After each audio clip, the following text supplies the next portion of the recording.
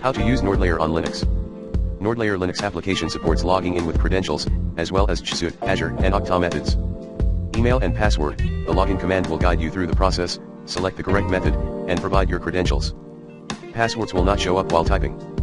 $NordLayer login organization, Acme Corporation available login methods, 1, Azure _add 2, email _password 3, Google 4, Okta select number, 2 email, test@testers.com. Logged in.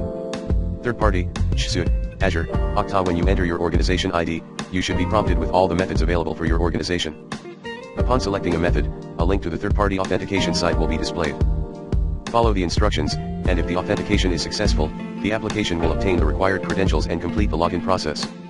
$NordLayer login organization, Acme Corporation available login methods, 1, Azure _add 2, email _password 3, Google 4, Okta select number, 3 / authenticating.